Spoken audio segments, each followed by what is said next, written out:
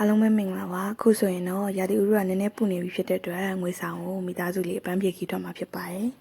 ်ညီမတို့9 နာရီဝန်းကျင်မှာပြည်နယ်ဝရီတရားကိုစဖြတ်ပြီးတော့6 နာရီဝန်းကျင်လောက်မှာဆိုရင်တော့အုတ်ရှိပင်ရောက်ပါတယ်အုတ်ရှိပင်ရောက်တဲ့ခါမှာတခုကြံပေးချင်တာကကောင်းကောင်းဆန်ဆိုတဲ့စားတောက်ဆိုင်ကအရန်တန်ရှင်းပါတယ်အစားတောက်တွေလည်းအရန်စုံနေအဲ့ဒီမှာမဖြစ်မနေမနှက်စာဝင်စားသွားပါသွားရမယ်လမ်းခီကအဝေးကြီးကြံသေးတယ်လမ်းမှာစစ်ပွဲဖြစ်နေတဲ့နေရာတွေကိုလည်းရှောင်ကွင်းပြီးသွားရမှာဖြစ်တဲ့အတွက်လမ်းမှာစားလို့တော့အဆင်မပြေနိုင်ပါဘူးအဲ့တော့ဒီမှာတန်ရှင်းလက်ဆက်နဲ့အမျိုးစုံရနေတော့ကိုလမ်းမှာစားဖို့လည်းပါဆက်ထုတ်သွားပါဒီမှာလည်းဝအောင်စားသွားပါဈေးကတော့လုံးဝမကြည့်ပါဘူးเนาะဒီမှာဆိုလို့ရှိရင်အေးစစ်စစ်စာဖတ်ချင်တဲ့သူတွေအတွက်လည်းစာဖတ်ဝါနာပါတဲ့သူတွေအတွက်လည်းစာအုပ်စင်လေးတွေထားပေးထားတယ်အဲ့တော့မုံမှားထားတာကိုစောင့်ရင်းနဲ့လည်း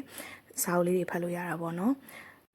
အခုဒီဗီဒီယိုလေးမှာအဓိကပြောချင်တာကတော့ညီမတို့ပဲခူးတိုင်းအနောက်ခြမ်းကနေပြီးတော့ AR တိုင်းငွေဆောင်ချောင်းသာမော်တင်စုံကိုတွားလက်မဲ့သူတွေကပုံမှန်တွားနေကြလမ်းတိုင်းတွားလို့အဆင်မပြေပါဘူး GPS ထောက်ပြီးတော့နီးစပ်ရလမ်းတိုင်းတွားမယ်ဆိုရင်တော့စစ်ပွဲဖြစ်နေတဲ့နေရာတွေကိုမတော်တဆရောက်သွားနိုင်ပါတယ်လမ်းတွေကိုတတိချာချာပိတ်ထားတာမျိုးလည်းမရှိတော့ညီမတို့တော့လမ်းတွေမှားပြီးမှဝင်သွားတဲ့အခါတွေရှိပါတယ်ဒီဗီဒီယိုလေးထဲမှာညီမတို့တတိချာချာလမ်းညွန်ပေးထားတာလေးတွေကိုကြည့်ပြီးတော့မှသာခီးထွက်ဖို့အကြံပေးချင်ပါတယ်မဟုတ်ရင်တော့လမ်းတွေမှားပြီးတော့မှစစ်ပွဲဖြစ်နေတဲ့နေရာတွေရောက်သွားရင်အရန်အနေများပါတယ်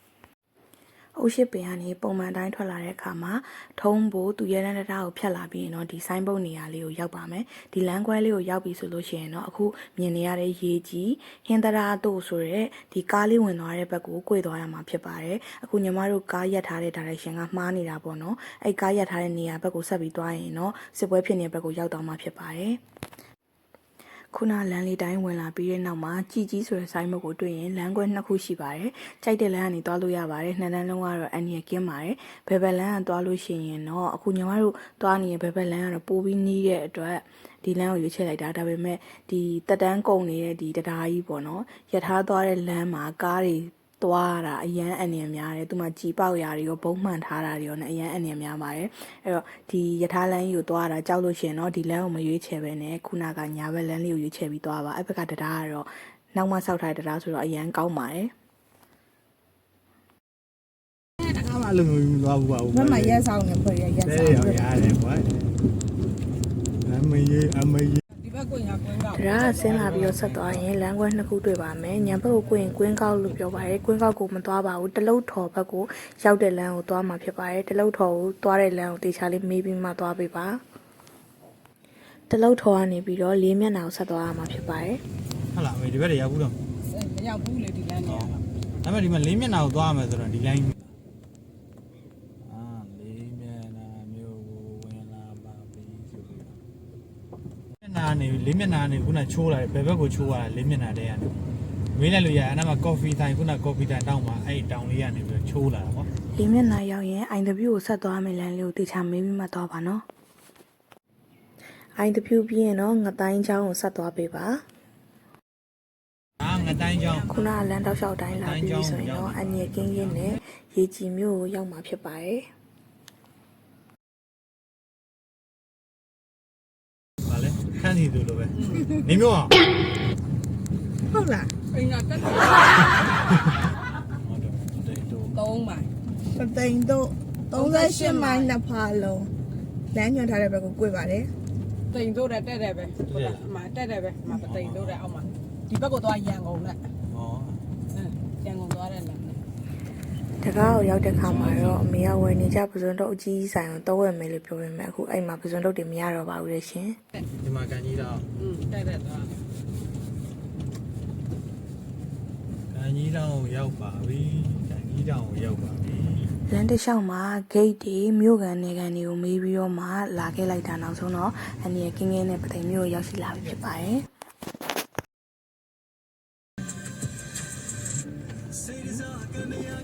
်ဝေဆောင်ကို16မိုင်16မိုင်16မိုင်ဆိုနီးနီးလေးရဲ့တကယ်လည်းပြောမယ်ဆိုနော်မော်တင်ဆိုတာဝေးကြီးပဲမော်တင်ဆိုတာ14တဲ့ဝေးကြီးဝေးကြီးနော်ငွေဆောင်ချောင်းသာသွားတဲ့လမ်းတွေက꿰ခောက်တဲ့ရမ်းများပါတယ်ခီးလမ်းကတူပင်မဲ့လည်းအကြာကြီးစီးရတယ်လို့ခံစားရတယ်ဒါကြောင့်ကောင်းမှုတတ်တဲ့သူတွေဆိုရင်ရှူစေးဘူးတွေ gas ပါတဲ့အချွေလေးတွေစောင်းလာဖို့အကြံပေးချင်ပါတယ်လမ်းမှာစာလောင်နေတဲ့ခွေးလေးတွေတွေ့ရင်လည်းမုံလေးတွေကျွေးဖို့မမေ့ပါနဲ့နော် လန်ကီမှာပေါ့နော်ကားအရန်မူးတယ်အရန်လက်ခီးပန်းနေတဲ့အတွက်ကြောင့်မို့လို့ကားကိုခဏရက်ပြီးတော့မှမောင်းရတာဖြစ်တဲ့အတွက်ကိုဒီကိုရောက်တဲ့ချိန်မှာနည်းနည်းလေးနောက်ကျသွားတာပေါ့နော်ငွေဆောင်ကိုတော့2 နာရီခွဲဝန်းကျင်လောက်မှရောက်တာဖြစ်ပါတယ် ဒါလေးဒီစားလေးစားနေတာနားလေးโอเคပါကျေးဇူးတင်ပါတ ရေ ယ် တူကြီးနဲ့ရေတူမငွေဆောင်ရောက်ပြီလို့အခုကဟိုဝိုင်းအခုကသူ့အိမ်ကြီးရတယ်ဟိုပါလေဝင်ပြီ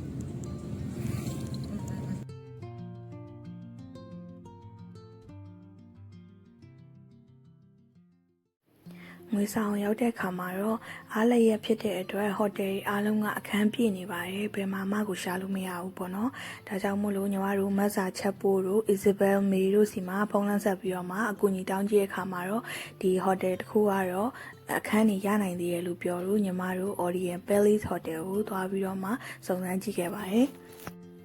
ဒီရသည်ဆိုရင်ဟိုတယ်တွေကအများတန်းအခန်းကြီးပြည့်နေပါတယ်ဒါကြောင့်မို့လို့အခန်းကိုကြိုတင်ပြီးတော့မှဘိုကင်ယူမှသာဒီမှာနေဖို့အဆင်ပြေမှာပေါ့နော်ဒါပေမဲ့ညီမတို့ကငွေလိမ်ခံရတဲ့သတင်းတွေလည်းကြားတဲ့အတွက်ကြောင့်မို့လို့ငွေကြိုလွှဲပြီးတော့မှဘိုကင်မတင်ထားဘူးဒီရောက်မှပဲအဆင်ပြေတဲ့နေရာကိုရရင်တဲမယ်ဆိုပြီးလာခဲ့တာပေါ့နော်ဒီ Orient Palace Hotel မှာညီမတို့တဲခိုရတာအဆင်ပြေရဲ့လားပြီးတော့ဒီ hotel ကဘယ်နေရာမှာတည်ရှိနေလဲဆိုတာကိုညီမပြန်ပြီးတော့မျှဝေပေးသွားမှာဖြစ်ပါတယ်Orient Palace Hotel ကိုသွားမယ်ဆိုရင်တော့ဈေးဆိုင်နန်းလေးတောက်လျှောက်ကိုမောင်းလာပြီးရင် Central Point Hotel တို့ Sunny Villa တို့ကိုကြော်လာခဲ့ပါပြီးရင်တော့အစွန်ဆုံးကိုရောက်တဲ့အခါမှာ Orient Palace Hotel ကိုတွေ့ရမှာဖြစ်ပါတယ် Orient Palace Hotel ကအစွန်ဆုံးနေရာမှာတည်ရှိတဲ့အတွက်ကြောင့်မို့လို့ Hotel Area ကအရန်ကိုကျယ်တယ်ဒါကြောင့်မို့လို့ခန်းနေလည်းအများကြီးရှိပါတယ်ဘန်ဂလိုလေးတွေရဲ့ရှေ့ရလမ်းကိုစုံအောင်လျှောက်သွားရင်တော့ဟိုးအစွန်ဆုံးမှာဆိုရင် VIP တွေတဲခိုဖို့အတွက် private ရေကူးကန်ပါတယ်ခြံလေးတစ်ခြံတီးတန့်လည်းရှိပါသေးတယ်ဒီမှာဆိုရင်အခန်းမျိုးစားတွေက first sea view second sea view နဲ့ garden view ဆိုပြီးတော့မှ၃မျိုးရှိပါတယ်ပင်လယ်ကြီးကိုဒါတိုင်းမြင်ရတဲ့ first sea view ခန်းမှာလိုချင်ပေမဲ့ကြိုတင်ပြီးတော့မှ booking လုပ်ပြီးတော့မှလာတာမဟုတ်တဲ့အတွက်ရတဲ့အခန်းမှာပဲနေရတာပေါ့နော်ညီမတို့ရတဲ့အခန်းလေးက Garden View အခန်းလေးပါ Garden View အခန်းဆိုပေမဲ့လည်းသူကပင်လယ်ဘက်ကိုပဲမျက်နှာမူပြီးတော့မှစောက်ပေးထားတာဖြစ်တဲ့အတွက်ပင်လယ်ကြီးကိုလည်းလှမ်းမြင်နေရပါတယ်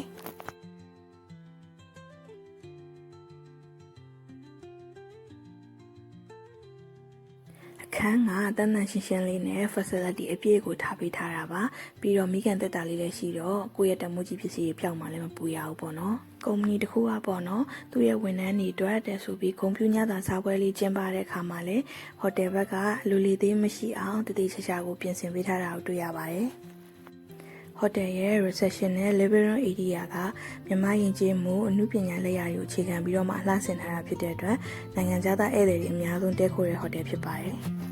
ကားပါကင် area အကျယ်ဝန်းပြီးတော့24နာရီ security ထားရှိတဲ့အတွက်လုံခြုံမှုကတော့အပြည့်ရှိပါတယ်ဟိုတယ်တစ်ခုလုံးကိုပတ်ပြီးကြည့်ပြီးပြီဆိုတော့ညာစီတန်းမှာကြုံရတဲ့အဖြစ်အပျက်လေးတွေကိုပြောပြချင်လို့ဆက်ပြီးကြည့်ရှုပေးပါအောင်နော်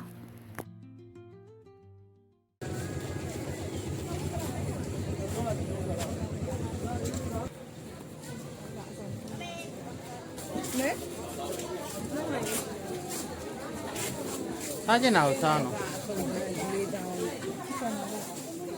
ဘုဘမှာငါတော့တန်တာပေါ့အမေဟ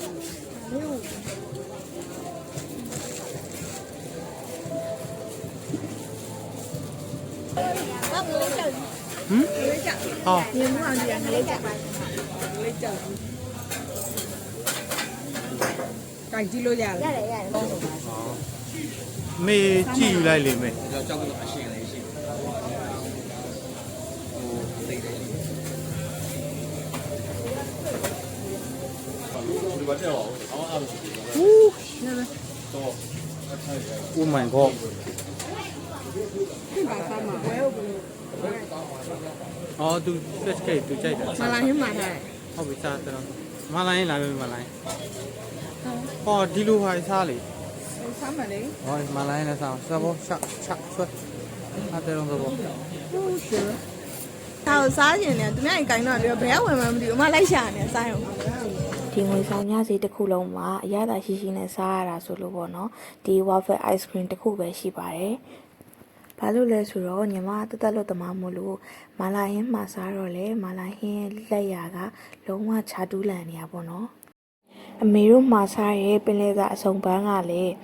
ပင်လယ်စာအစုံပန်းကြီး4000ကို2ယောက်3ယောက်လောက်အဝစားလို့ရတယ်လို့ပြောပေမဲ့တကယ်တမ်းမှာနည်းနည်းလေးပဲပါတယ်အမေတယောက်တောင်ဝအောင်စားလို့မရဘူးအစိုးဆုံးကတော့သူတို့အလှပြထားတဲ့ဘန်းနဲ့ကပင်လယ်စာတွေကိုလုံးဝထဲမချက်ဘူးပဇွန်ကောင်းနေနဲ့ပဲချက်ပေးထားတာပေါ့နော်အရန်ယုံမှုကောင်းတယ်တကယ်ကိုညင်ညစ်ပတ်ပတ်နဲ့လက်ရဆိုးဆိုးဝါပေါ့ပြောမယ်ဆိုဂျင်းထည့်ပြီးရောင်းတယ်လို့ကိုဖြစ်နေတာပါညစီတန်းကမုံတွေကအောက်ကျထားတဲ့ဟာတွေကိုတော့ပြန်ကောက်ထည့်ပြီးချက်တာတွေကိုတွေ့ခဲ့ရတာပေါ့နော်အဲ့တော့အရန်ယွန်လို့ဝယ်လာတာတွေကိုမစားနိုင်ဘူးဟိုတယ်ရောက်တော့လွှင့်ပစ်လိုက်ပါတယ်ဘိုက်ကလည်းအရန်စနေပြီဆိုတော့ဟိုတယ်ကနေပဲထမင်းကြော်တို့ပင်လယ်စာအစုံပန်းတို့ထပ်မှာပြီးတော့စားခဲ့ရပါတယ်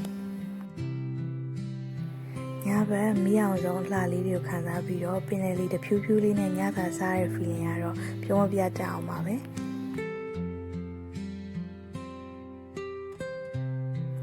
ညဘက်ဆိုဘားလေးလေးဖွင့်ထားတာဆိုတော့ရေကူးကန်ပေးမှာကော်တေးလေးတောက်ရင်လေတဖြူးဖြူးနဲ့တချင်းလေးနားထောင်ရင်စိမ်ပဲပေါ့နော်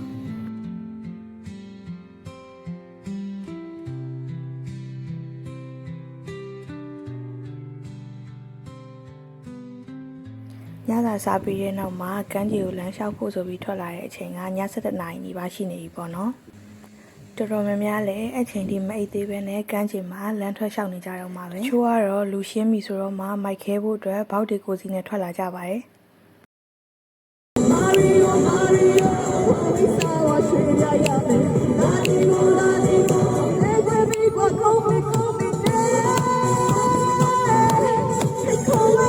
7 နာရီခွဲ12နာရီထိုးကန်ပြီပါ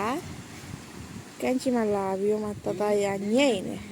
လေးလေးတစ်ဖြူနဲ့လာညိတ်နေဖြစ်ပါတယ်ဘောက်အားကုန်တော့တချင်းဆိုပြီးတဲ့နောက်မှာတော့စနစ်ကြော်သွားပြီဖြစ်တဲ့အတွက်အခန်းဝင်ပြန်လာပြီးတော့ဒုတိယတစ်ချိန်ကြားလည်စာထပ်ပြီးတော့စားကြတာပေါ့နော်ဒါဟိုတယ်မှာစားရဟာပဇွန်ကြီးပြပြီးကနန်းနဲ့ဘလိုတောင်လားမနေ့ကျရင်ဟိုတယ်ကဘူဖေးဘာကျွေးမလဲလို့တွင်းနဲ့ပဲအရန်ပြင်မဲ့လို့အိပ်ပျော်သွားပါတော့တယ်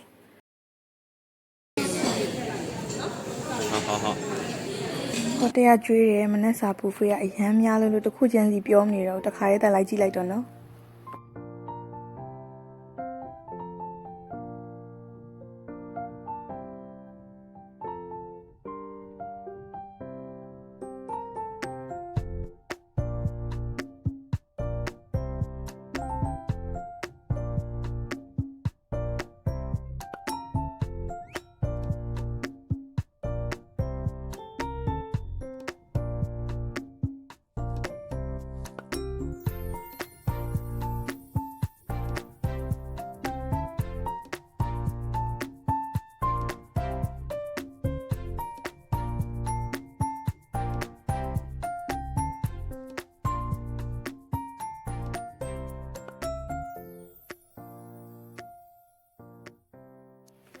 အားလုံးပြီးသွားပြီဆိုရင်တော့မပြန်ခင်လေးမှာတချင်းလေးတစ်ပုဒ်ကိုတူတူနားဆင်ရင်းနဲ့ပင်လယ်ကြီးကိုတဝိုက်ခံစားလိုက်ရအောင်နော်